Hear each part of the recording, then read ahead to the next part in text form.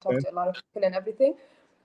Yeah, very nerve-wracking days, but a Yeah. lot of progress was made at that time. So that's So would great. you say you're more comfortable speaking in Arabic and then English and then Amharic? Is I think how you Exactly. pronounce? Yeah. Perfect. That's exactly Yeah. what it is. Yeah. So Yeah. English and then Arabic and then Amharic. Yeah. And Um, my favorite is mixing them up. That's what yep. it's just Yeah. like if there's someone who speaks the three of them, I'm not going to Yeah. speak just one language. Do you get the because a lot of times when someone maybe moves somewhere and they'll be like, you're not from here or do you get is that part of the culture in Ethiopia? Do people All the assume you're time. Ethiopian and then you start to speak and they're like, wait, It's is that almost like you were like it's like almost like you were one of those people who said that to me. It's like no, you again, literally I got know the it type. right. You Yeah, literally got it right because I look as Ethiopian as it gets. Like yeah, they see me and they know straight, like they straight to assume I'm Ethiopian. But the moment I open my mouth, it's like they know I'm not from here, yeah, and they're like, what is this? And I'll just tell them. And then a lot of times, to be honest, it's a lot of like, it's very positive reinforcement. I yeah, mean, positive reactions because they really, yeah, some of them, they judge me for not learning my language soon enough. But most of them, they're just like, no, you're making a lot of progress. Like, okay, in 8 years, this is like big, this is good, yeah, blah, for blah. sure. So Mhm. yeah, but mostly I would say like 80-90% of the time. But that little gap where they're trying to like make like to understand what's going on, that Yeah, little gap is hilarious all the yeah, a time. little glitch in the Look system. at me. Yeah, Yeah, just look at me and they're like, what is this? yeah, So yeah. understood. Have you had a chance to go back to Saudi Arabia? Do you still have like friends and family there, or what's the relationship there? I do have family there, but then Okay. like hmm? Yeah, I was just Go ahead. Yeah. So I do have family, but no, most of my family are here. Like my siblings are here. It's just like yeah, like I have never been there because whenever any family member who's in Saudi gets a break, they would rather come here. Definitely. Yeah. Oh yeah. So it's like I have like although like I went yeah, I have not been back to Saudi. I'd like, Okay. but soon enough though. I've been missing it a bit lately. I've been missing it Fair. just a little bit Fair. lately. And I've been thinking about it, and I was like, my dad is still there. I was like, Yeah. maybe if he is into it, definitely I would. It wouldn't be a bad idea. Yeah. This is more of a personal question, but again, what I've seen from Saudi, what I've heard a little bit, it seems very extravagant. It seems like they've made progress in regards to like let's say women's rights, privileges, etc. Do you feel the same thing? Is it like that? I'm sure there's two sides to every story, of course. Yeah.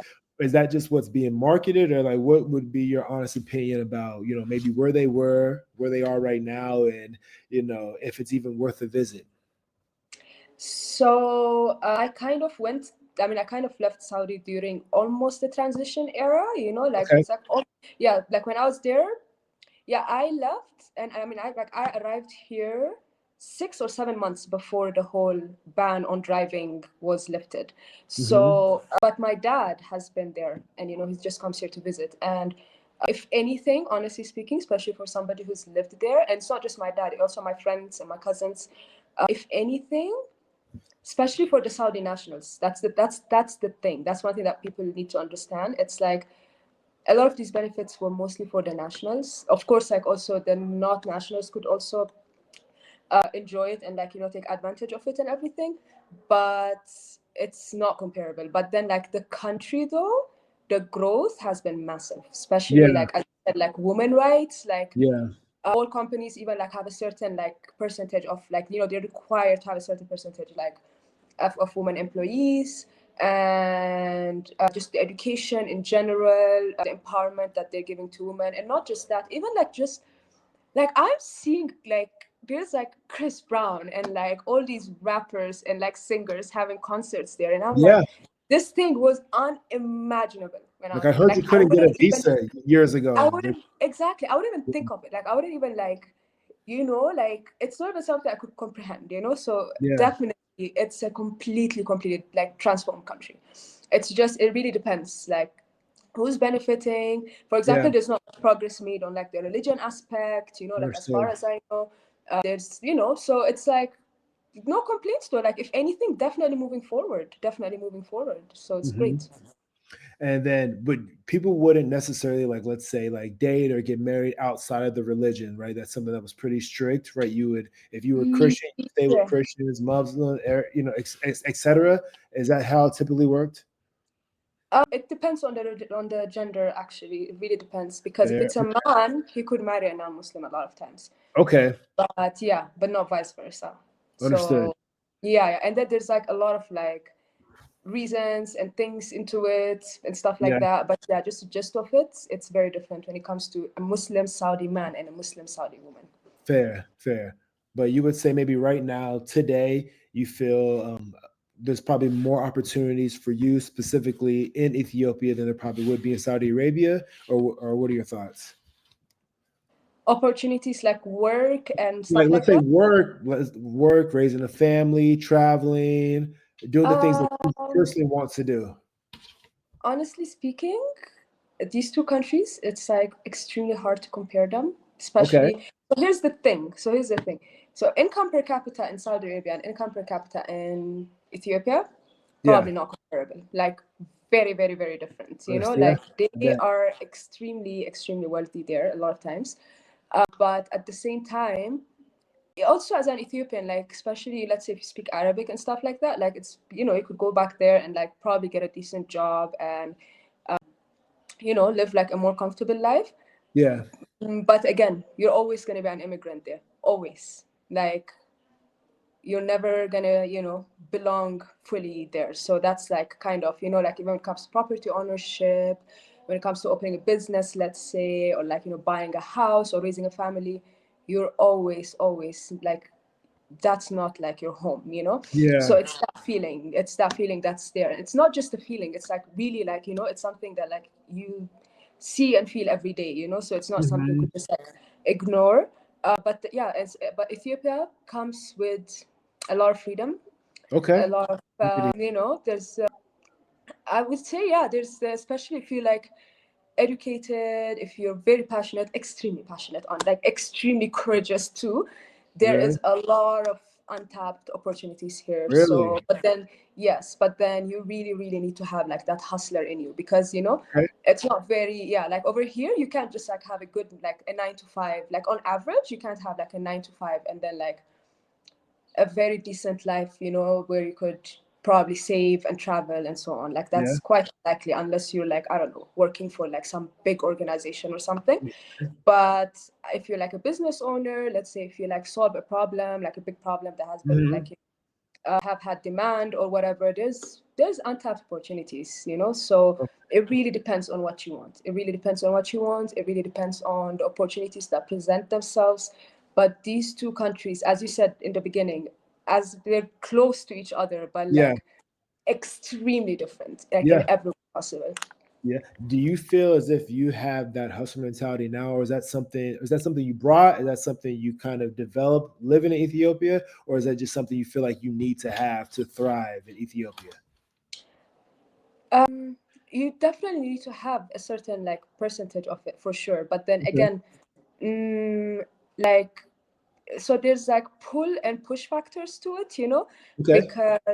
Because first of all, like when you just see things in front of you, possibilities in front of you, of course you're going to be more drawn to like let me try this, let me do this, Yeah.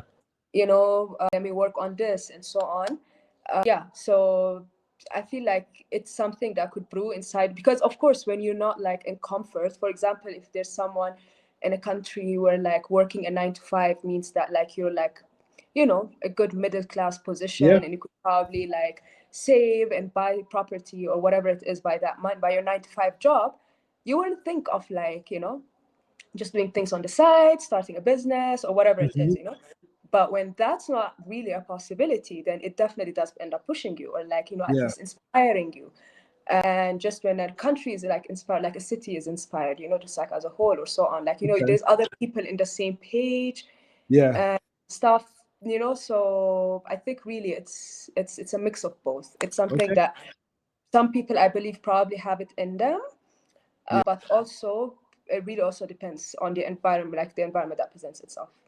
Well, if you don't mind, tell us about maybe some of like your current hustles or past hustles, or maybe some things that you're wanting to do for, again, yourself, maybe the country or city. Yeah, we would love to know more about what's going on in Ethiopia and like how you're playing a role in that. Okay, so I wouldn't say, I mean, like, because like I know, I mean, like, first of all, the word hustler for me is like kind of, it doesn't really have like, it really depends on what meaning you give to it. But Okay. then usually I Ambitious, just I think would of, say. yeah, So ambition and so ambitious, on. ambitious, yeah. Exactly. Yeah. So I would say for me, I don't have anything like, I don't have like business that's like based here. But one thing that I did though was when I graduated and then I went to work, I did a 9 to 5 for like 6 months, I think, Okay. or like 9 months or something like that. And like the whole I just weighed the advantages and the disadvantages, and I was like, I can't be waking up in the morning and taking Yeah, public transportation and all that for like, no joke. really, like what I was being paid was not worth it. Yeah. And then yeah, so like 4 years ago, I just actually more than 4 years ago, right before COVID, I just decided to pursue freelancing, like Okay. I was like, I had skills. I was Yeah. very good at marketing. I was a writer as well, and I quit my job before I even found any gig online. But I was like, I'll figure it out. Like, I don't care. And yeah, so it's been like that the past 4.5 years. Yeah, right now I just do a mix of freelancing and remote work as well. But yeah, so basically I'm in marketing and in content writing and journalism. And yeah, so it was a lot of ups and downs, a lot of Of lessons course. learned along the way. When I started, there wasn't a lot of freelancers here. Nobody understood what I told them. Yeah. Like, Freelance is like, I'm like, wait, no, I what? work online. And they're Yeah. like, that's a scam. And I'm like, Yeah. no, That's the it's thing. not. Yeah. Trust me. And yeah, like even like my family found it really hard to believe. Like they're just like, especially my dad, he's like, you just stay at home. I'm like, yeah, working. But yeah, right now it's getting quite common actually. There's Oh, for even like sure. co-working Oh, spaces. There, really? Okay. yes, like COVID made it like I feel like I really got into freelancing at the right time, because like Yeah. 2 years later, I would say like the saturation like doubled. Oh, yeah. But by then already I was already quite established. Already my portfolio was already like a bit more full and so on, so it was Perfect. better. But like for anyone who started off at that time, I bet it was a bit harder. But yeah, like now it's very common. Like even when you tell anyone you freelance, they kind of like most of the time they would understand what you're talking Okay. about. But a few, like when I started though, like it was unheard of. It was unheard of. No, yeah. I mean, right.